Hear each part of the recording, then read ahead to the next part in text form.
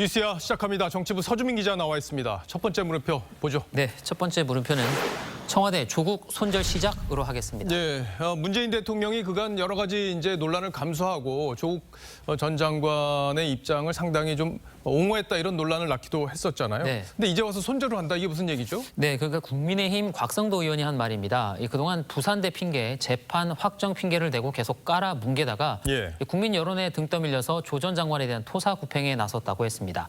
지난 24일에 유은혜 장관이 조국 전 장관 딸의 부산대 의전원 부정입학 의혹 조사를 지시하자 내놓은 반응입니다. 예.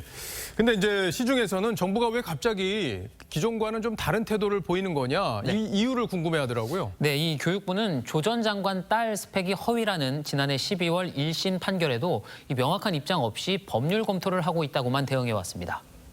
부산대가 입학 취소와 관련해서는 최종심까지 기다리겠다는 입장 발표가 있었고요. 종합적으로 법리적인 그런 검토들을 하고 있다는 말씀드립니다.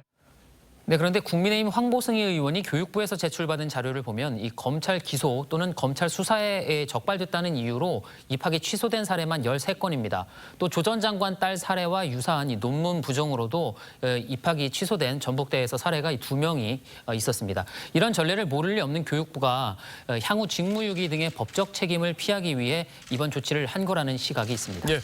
근데 이제 뭐 그런 얘기 나온 게 뭐 어제 오늘 얘기가 아니잖아요. 이미 한참 전부터 그런 얘기들이 나왔었는데 왜 이 시점에 정부가 입장을 좀 바꾼 거냐 이게 궁금한 거잖아요. 그렇습니다. 이 정치권에서는 이 재보궐선거를 앞두고 여론이 심상치 않자 민심 달래기에 나선 것 아니겠느냐는 분석이 나옵니다.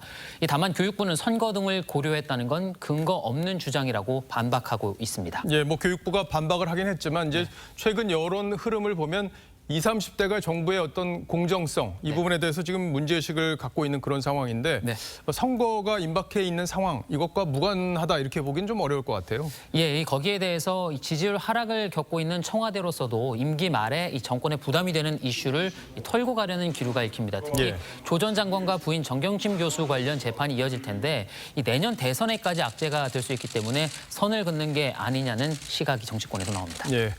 뭐 곽상도 의원의 이 손절 주장도 같은 맥락에서 나왔다 이렇게 볼 수 있을 텐데 자 그런데 이제 실제로 부산대가 입학 취소 절차를 밟는다고 해도 시간이 좀 걸리지 않습니까? 그렇습니다. 뭐 두고 볼 문제지만 교육부의 이번 발표 역시 책임을 대학에 떠넘긴 이 면피성 조치다 이런 지적이 벌써부터 나오고 있습니다. 예. 이종배 공정사회를 위한 국민모임 대표는 대학이 알아서 하라는 것은 직무유기다라고 했습니다. 예.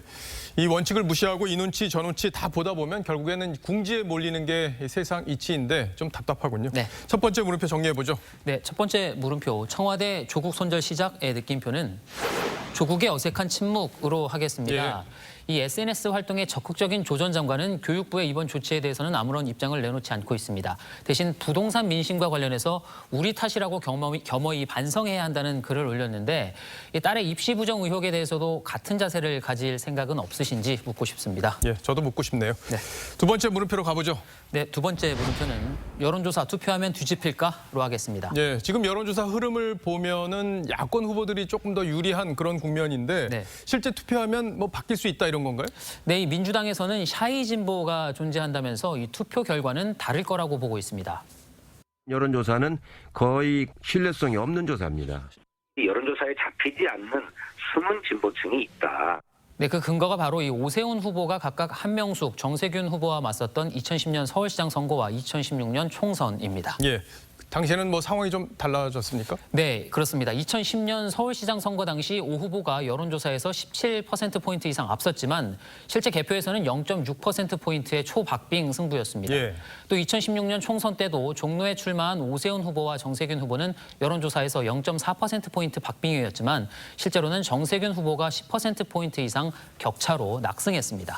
자, 얘기를 들어보니까 그 두 가지 사례만 본다면 그런 주장에도 일리가 있어 보여요. 예, 그런데 이 당시와는 지금은 조금 차이가 있습니다.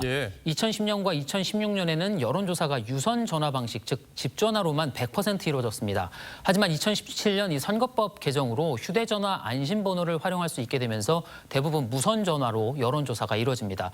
오늘 저희가 보도해드린 자체 여론조사 또한 무선 85% 그리고 유선 15%입니다. 그러니까 유선 조사로 하면은 보수에 좀 유리하다. 뭐 이런 거군요.